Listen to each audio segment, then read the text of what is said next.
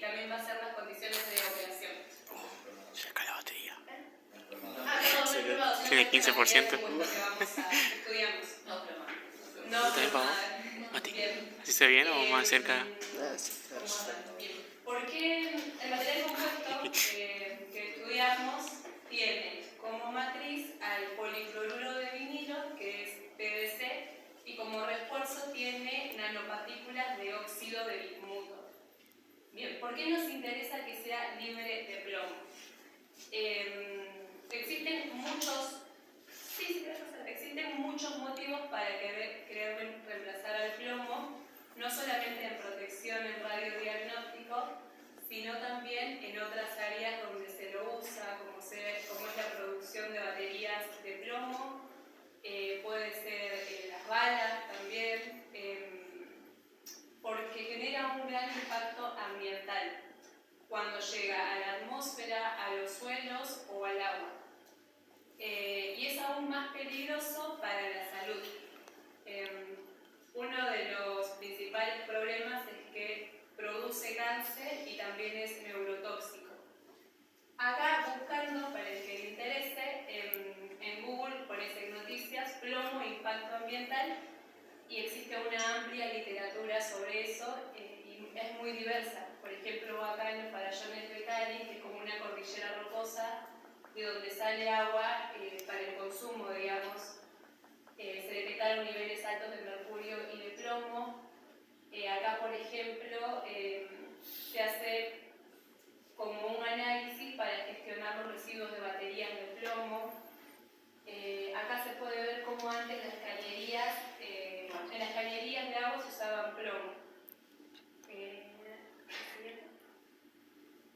Esto lo voy a mencionar rápidamente porque ya lo comentaron las chicas. Bueno, la definición de radiación es energía que se desplaza de una forma que se puede describir como ondas o como conjunto de partículas. Y esta es la definición de la Organización Internacional de Energía Atómica. La radiación que nos interesa es radiación ionizante, que como dijo Steffi, lleva ese nombre porque es capaz de arrancarle electrones a la materia con la que interactúa y la deja justamente ionizada. Después tenemos una agencia regulatoria, ¿sí?, que emite esto que es la norma básica de seguridad radiológica, que en el área que vamos a enfocar nosotros, que es exposición ocupacional, o sea, cómo se protegen a los trabajadores que trabajan con radiaciones ionizantes. Por ejemplo, establece los límites de dosis, ¿sí?, que dice que a lo largo de 5 años deben acumular como máximo 100 milisievert, ¿sí?, y en promedio por año, lo que da un promedio por año de 20 milisievert. En cada año no se pueden superar los 50 milisievert absorbidos, ¿sí? No es que puede absorber 70 en un año y en los otros 4 años restantes absorber los otros 30. Es 100 en total y en cada año como máximo 50 para estar dentro de la zona segura. Bien, estos son los rayos de los que nos queremos proteger. Tiene el orden de magnitud es de 10 a la 18. Acá podemos ver la diferencia que para radiación diagnóstica se usan, bueno, estos órdenes de magnitud y 3 órdenes más para radiación terapéutica, que generalmente se usa rayos gamma. Bien. Por ahí yo me voy un poco del tema material porque nuestra aplicación es en el área radiodiagnóstica y yo estoy dándole contexto a eso. Ya después los chicos se van a encargar de desarrollar el material. Las 3 principales áreas en la relación de la radiación y la medicina es el radiodiagnóstico, que formalmente se define como el conjunto de procedimientos para la visualización y la exploración del cuerpo humano a través de imágenes y de mapas. Y como ejemplos de esto tenemos a las radiografías de rayos X, al uso de isótopos para tomografía, para crear imágenes en 3D. Después tenemos a la fluoroscopía y a la intervención, a la radiografía intervencionista para algunos procedimientos quirúrgicos que necesitan un seguimiento visual. Dentro de la segunda área que utiliza dosis elevadas de radiación para poder atacar células y tejidos tumorales. Y por último, tenemos la medicina nuclear, que usa material radioactivo para poder investigar, hacer diagnósticos y tratar enfermedades. Como ejemplo de esto, tenemos el radioinmunoanálisis, que tiene que ver con, o que permite medir fluidos biológicos como la sangre o la orina, sustancias que se encuentren en bajas o extremadamente bajas concentraciones. Eso es muy ventajoso.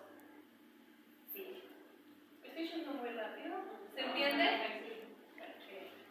Bien. Ahora, ¿por qué es interesante hablar de radiación dispersa que va de la mano con la exposición ocupacional? Este concepto hace referencia a la exposición de trabajadores, de los trabajadores como los técnicos radiólogos, los médicos, las enfermeras. La radiación dispersa es importante porque, por ejemplo, en esta imagen, la fuente del haz está acá y la radiación que le llega al operario principal es la que es dispersada por el cuerpo del paciente. ¿Sí? Bien, este campo de radiación que se hace alrededor del operador principal depende principalmente de la masa corporal del paciente, del estado y el uso del equipo de fluoroscopía, y también depende de los materiales personales de protección que tenga el operario. Bien. Esta área, el área de protección radiológica, formalmente se define como el conjunto de medidas para la utilización segura de las radiaciones ionizantes. Y esto es para proteger a las personas y también al medio ambiente. Bien, el principal objetivo de la protección radiológica es justamente proteger a los trabajadores que trabajan con radiación ionizante, minimizando los riesgos de exposición y manteniéndolos dentro de los límites de dosis establecidos por el organismo regulador.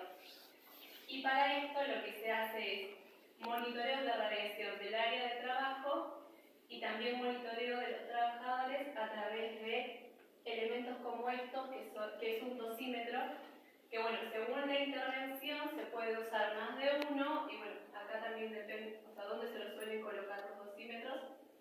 En realidad lo que se hace es un análisis del valor que muestra este aparato, un análisis computacional y un registro a lo largo del tiempo de a cuánta radiación está sometida este trabajador. ¿Siguiente? Bien. Los principios básicos de la protección radiológica son fundamentalmente tres. Estos van juntos. Es la justificación, el límite de dosis y la optimización. El principio de optimización tiene que ver con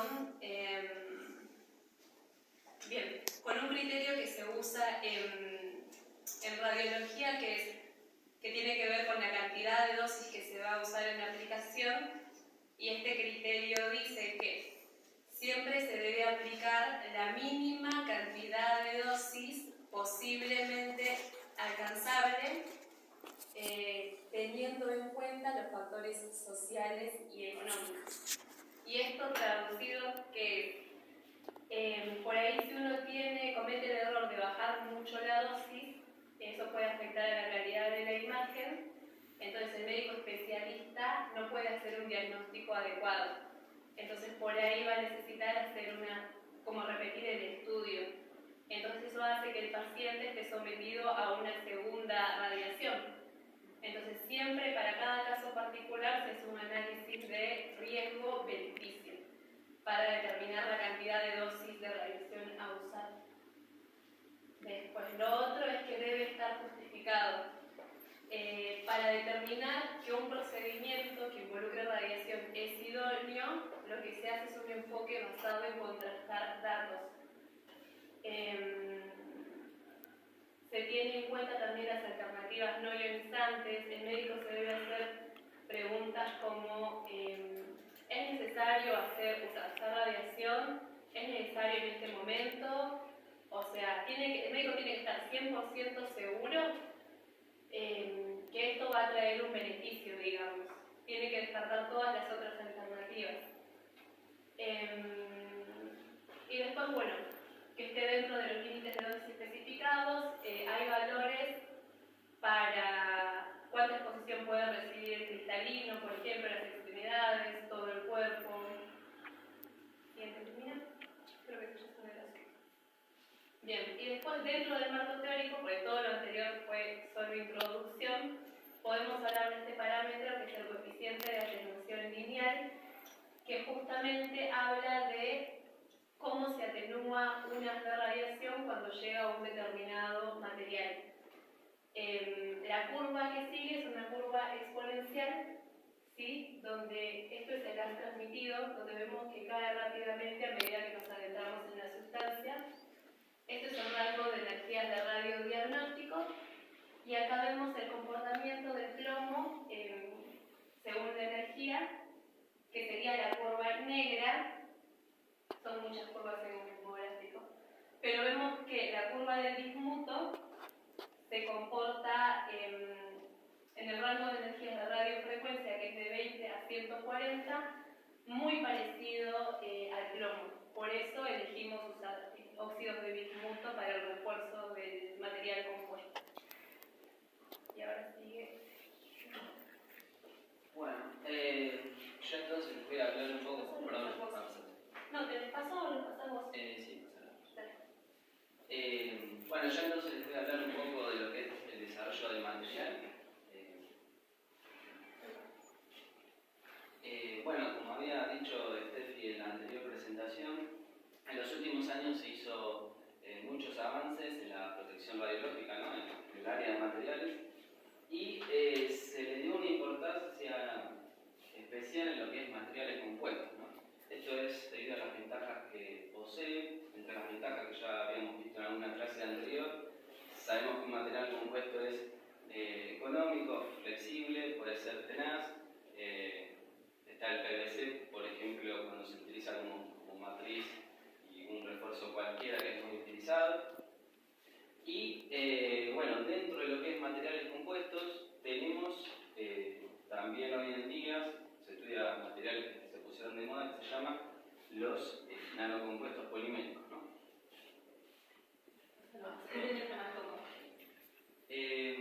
Bueno, ¿qué es un nanocompuesto polimérico? Básicamente es un material compuesto donde la matriz es un polímero, por ejemplo el PVC, que es el polímero más versátil, y el relleno es una nanopartícula, ¿no? Una nanopartícula es una partícula que tiene dimensiones del orden de magnitud del nanómetro. En general, los refuerzos que se utilizan son inferiores a 100 nanómetros como dimensiones. Y, por ejemplo, acá en esta filmina se ven algunas nanopartículas que se trabajan en el laboratorio. Por ejemplo, están lo que son los nanogeles, las nanoarcillas, los nanotubos, los filidenos, y bueno, hay un montón más. Todas estas normalmente se sintetizan en el laboratorio, se mezclan con la matriz de PVC o de cualquier otro polímero, y bueno, en conjunto forman estos dibujos esquemáticos que son representativos, que serían las nanopartículas, que están representadas por las esferitas naranjas, y las cadenas poliméricas que están acá, envolviendo a las nanopartículas, ¿no? Eso en cuanto a lo que es un nanocompuesto polimérico. Entonces, bueno, siguiendo un poco con la justificación de este material, investigamos un poco la bibliografía, y bueno, encontramos autores, por ejemplo, Assmann y otros, que hicieron publicaciones científicas donde estudian este tipo de materiales en las frecuencias y energías del radiodiagnóstico, ¿no? Por ejemplo, en este paper que publicaron hace 10 años más o menos, lo que hacen es irradiar diferentes muestras de óxido de bismuto y óxido de tungsteno, por ejemplo, y a esas muestras lo que hacen es agarrar una matriz polimérica la dopan con diferentes partículas de diferentes dimensiones. Las dimensiones van del medio milímetro a 15 nanómetros. Y lo que hacen entonces es con esas diferentes muestras las empiezan a irradiar, ¿no? Entonces lo que encontraron estos autores es que cuando irradian estas muestras, a medida que disminuye el tamaño de la partícula, hay una atenuación mayor. Esto acá, bueno, tal vez no se llega a ver mucho, lo representaron en un gráfico que obtuvieron de los resultados. Lo que se puede observar en ese gráfico es acá una magnitud que se llama la transmisión de rayos X, que es cuántos rayos X pasan a través del material.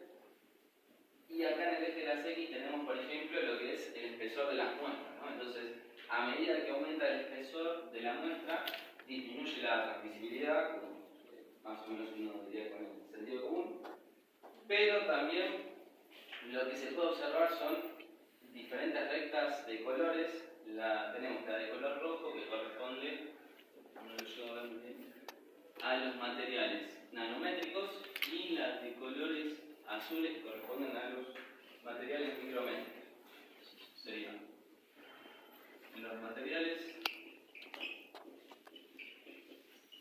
nanométricos tienen un orden de magnitud de 10 a la menos 9 metros, mientras que los micrométricos tienen un orden de magnitud de 10 a la menos 6 metros. Entonces, los nanométricos son las partículas nanométricas son más chiquitas que las micrométricas. Y entonces lo que se ve para todos los rangos de energía que se irradió en los materiales, por ejemplo para 30 kV, 25 y 40, que es lo que dice ahí, siempre las curvas azules,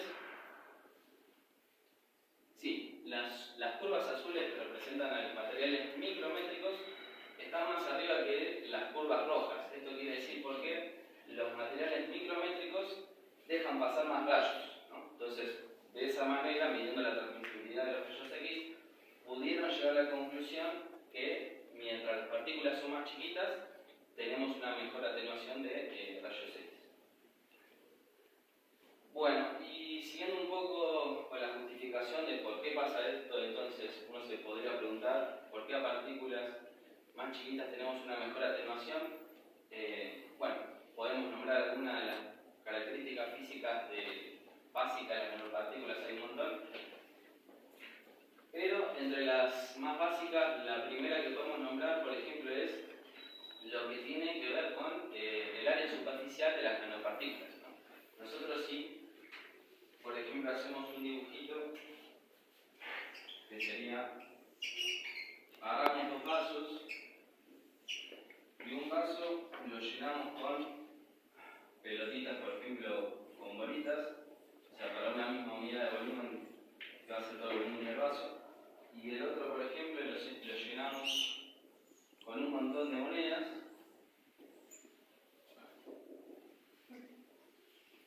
Lo que vamos a tener es que para una misma unidad de volumen, que es el vaso, vamos a tener más área superficial de las monedas, que son más chiquitas que las bolitas, ¿no? Si agarramos bolitas grandes. Entonces, esto es lo que vamos a partículas. Vamos a tener mayor superficie cubierta para una misma unidad de volumen. Acá tenemos, por ejemplo, una foto que hemos sacado de Wikipedia, que tenemos una comparación de 1 kilo de partículas que tienen un volumen de 1 milímetro cúbico, tienen el mismo área superficial que una cucharadita de partículas de 1 nanómetro cúbico, ¿no? Entonces, esa propiedad influye un montón en lo que es la atenuación, porque tenemos mayor cobertura de área para una misma unidad de volumen. Otra característica física importante es que a menor tamaño de la partícula se puede dispersar de forma mejor, entonces tenemos una distribución más homogénea, por lo que tenemos más control en la atenuación. Y además, otra característica física es que cada partícula funciona como un centro de atenuación. Entonces, mientras tenemos partículas más pequeñas, tenemos más cantidad de centro de atenuación. Por lo tanto, conviene utilizar más partículas nanométricas que micrométricas. Bueno, y ahí a lo último, para no los extienda tanto, acá le hemos puesto que si tenemos más volumen, si tenemos partículas se pueden generar canales, ¿no?, en la matriz. Y por ahí podría pasar la mayor parte de la radiación, así que hay que tener cuidado con esas cosas. Bueno, y cerrando rapidito con el tema del material que hemos elegido, por toda la justificación que hemos nombrado recién, entonces hemos elegido un material compuesto donde la matriz que utilizamos es el policloruro de vinilo, que es el PVC. Bueno, acá está escrito al revés porque no me acuerdo si donde lo habíamos buscado estaba al revés, pero es el mismo material. Y el refuerzo que utilizamos es un óxido de bismuto, ¿no? Hemos elegido el policloruro de vinilo como matriz debido a que es el plástico más versátil, se puede encontrar fácilmente en la industria. Si le agregamos plastificantes se puede volver flexible. Como las operaciones de radiodiagnóstico se hacen a temperatura ambiente, el policloruro de vinilo se vuelve blando a los 80 grados centígrados recién, por lo que va a andar muy bien para las operaciones. Y bueno, las características que ya sabemos, que la dimos en una de las clases de esta materia, como que es resistente a la radiación, es buen aislante térmico, etc. En cuanto al refuerzo que hemos elegido un óxido de bismuto, entonces, principalmente porque tiene muy buenas propiedades ópticas. Las buenas propiedades ópticas de esta sustancia son las que permiten que haya buena atenuación en la radiología.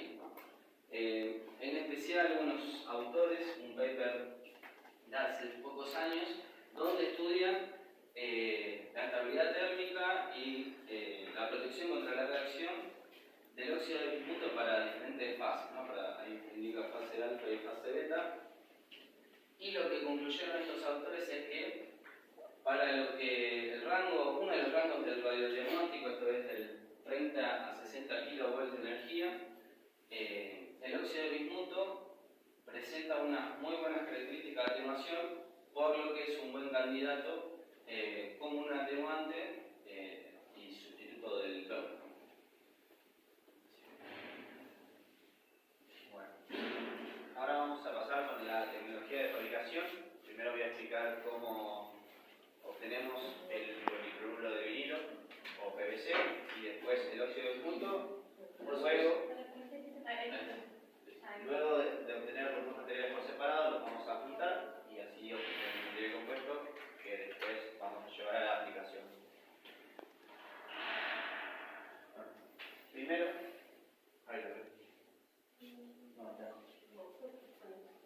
primero tenemos, bueno, lo que acabo de hablar es la preparación del PVC, el óxido de bismuto, la obtención del material compuesto y luego es la irradiación de rayos al material compuesto.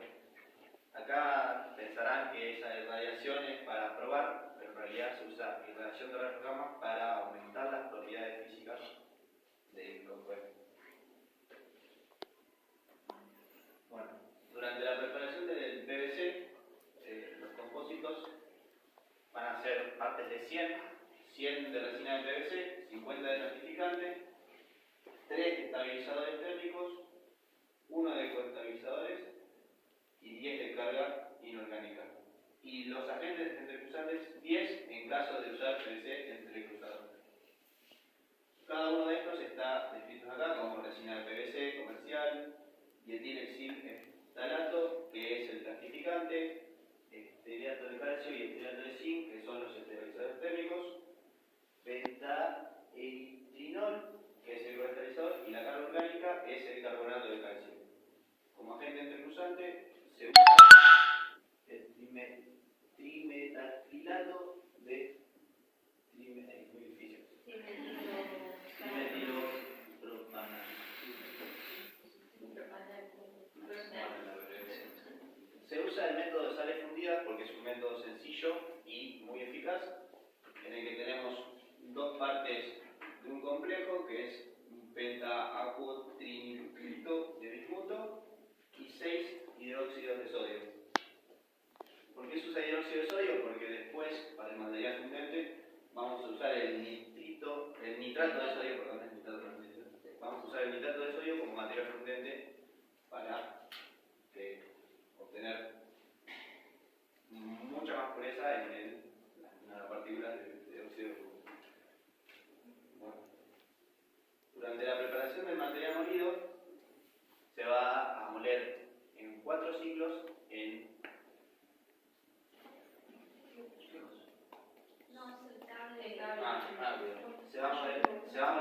2 ciclos en un mortero de circonia.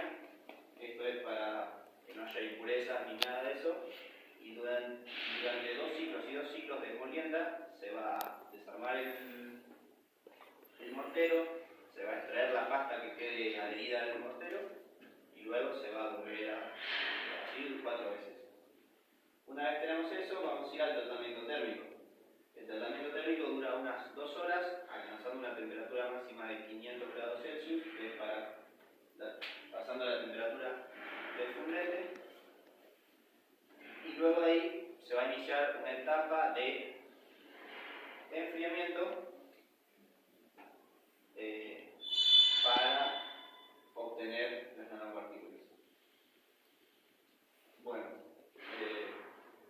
la velocidad de calentamiento son 5 grados por minuto y la velocidad de enfriamiento son 10 grados por minuto en atmósfera de aire. ¿Por qué aclaro la atmósfera de aire? Porque después, durante la parte de la irradiación de rayos gamma, se usa la atmósfera de argón para prevenir cualquier cosa que se vaya a pasar a las nanopartículas. Luego de eso se hacen 5 lavados de estas nanopartículas, aprovechando la alta solubilidad del nitrato de sodio.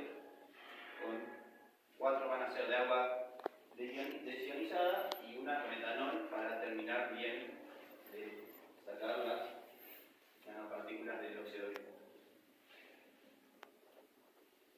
Bueno, una vez tenemos tanto los compósitos de PVC como las nanopartículas, vamos a proceder al mezclado de los componentes con un aplicador mecánico, con una propera de acero inoxidable.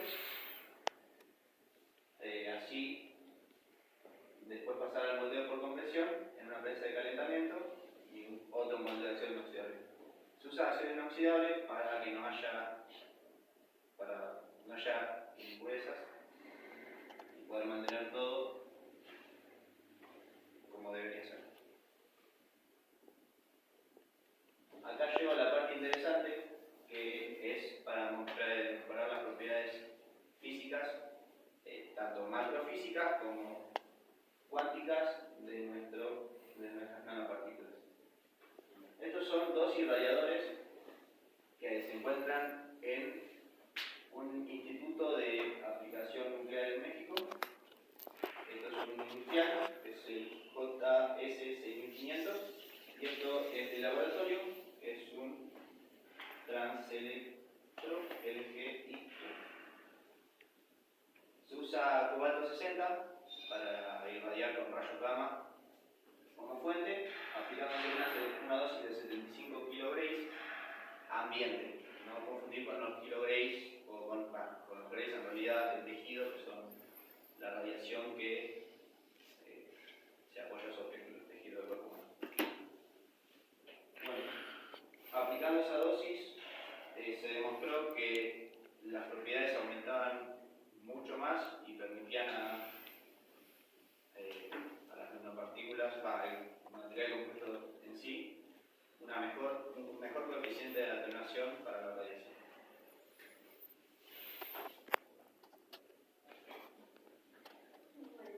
Yo voy a hablar un poco de lo que es la protección, los factores de protección en sí, que acá nombramos un par, que sería el delantal, los anteojos, están los guantes, está el chaleco protector, que sería, todo eso sería en plomo, no lo que nosotros todavía... El protector de tiroides. El protector de tiroides, el protector gonadal, el protector hay para pañales por si los niños o bebés necesitan entrar a lo que es la radiación. Estos son los protectores mamarios. Acá hay como una breve explicación de cuánto plomo tiene esto, que es la capacidad atenuada frontal del chaleco, equivale a 0,5 milímetros de plomo en el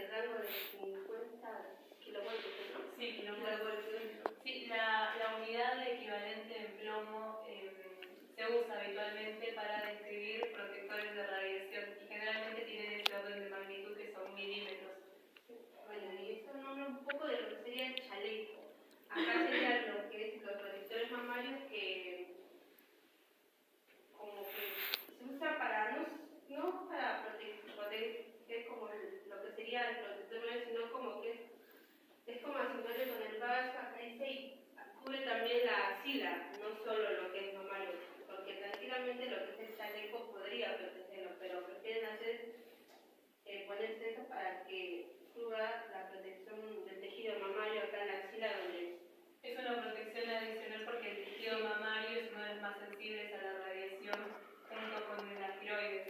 O sea, por eso, Sí, porque en realidad el chaleco ya te cubre sí, la parte de acá. Pero y el protector gonadal es como para lo que es la parte reproductiva, que serían los ovarios, todo eso.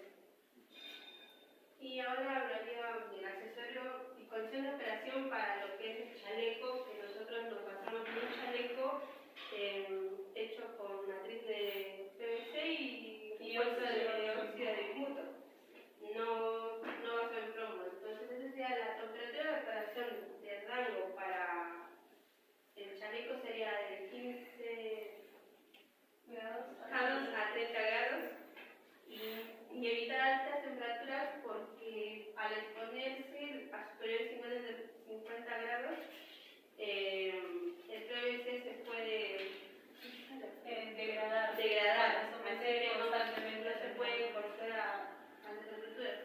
El cuidado de la humedad también tiene que ser humedad controlada, porque si entra en humedad puede entrar hongos o cualquier lo que está en el ambiente y siempre tiene que tener un secado, si se moja tiene que tener un secado complejo, no tiene que entrar limón ni bacterias, siempre con un paño suave y húmedo tiene que ser limpiado, porque si no tiene que estar, el chaleco tiene que estar en una posición de almacenamiento plana. No puede estar colgado porque se puede como que estirar y no es bueno para el chaleco. Tiene que estar plano, guardar en un lugar plano. Tiene que estar la protección contra la luz solar por la luz UV. Tiene que estar porque el PVC o el bismuto pasan cuando se degrada cuando entra en contacto con la luz UV. Y el manejo tiene que ser con cuidadoso, pero no puede haber ni rajaduras, ni perforaciones, ni nada. Tiene que ser muy cuidadoso porque si se rasga o se perfora, si no, el chaleco ya no cumple su función, digamos, se pierde la radiación. Y bueno, tiene que tener una inspección periódica para ver si hay rajaduras, daños significativos, si está muy gastado, bueno, ya se tiene que desechar y hacer otro. Sí, una aclaración, la degradación contra los rayos UV me parece medio contradictorio porque rayos X es más fuerte que los UV. Lo que pasa es que a los rayos X está expuesto en breve periodo de tiempo, en cambio si lo dejas bajo el sol, lo impactarías y por eso sería la degradación del tiempo, digamos. Claro, el tiempo de exposición, porque si no, no tiene sentido. Pasa los UV. Bueno, trata del mantenimiento de lo que sea el chaleco o un chaleco más o menos gastado y uno nuevo. Se tiene que usar un paño suave y detergente suave, no químico porque sería contradictorio con lo que es el PVC y el óxido de bismuto. No se recomienda. Tiene que tener una inspección sin dañar el chaleco. Antes de usarlo tienen que desinfectarlo, antes de ponérselo los médicos o el que vaya a hacer. Tiene una vida útil si se cuida y lo mantiene, tiene bastante una vida útil. Cada año, cada medio año, un año y medio se puede cambiar el chaleco. Y después el uso apropiado tiene que tener el uso continuo cada vez que se entra lo que es en las cámaras de radiación. Y bueno, la protección adicional sería en caso de alta exposición. Y bueno, en conclusión, nosotros investigamos un poco de lo que eran materiales compuestos y nos basamos en esto que era todo el PVC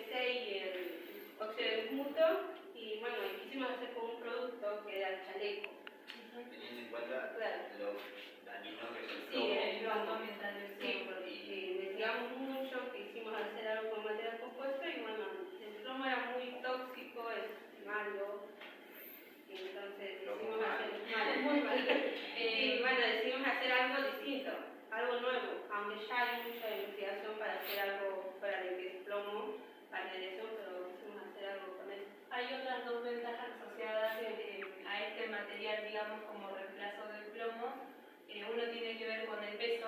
Los chalecos de plomo son imprácticos en ese sentido, en cambio los que hicimos son prácticamente plásticos.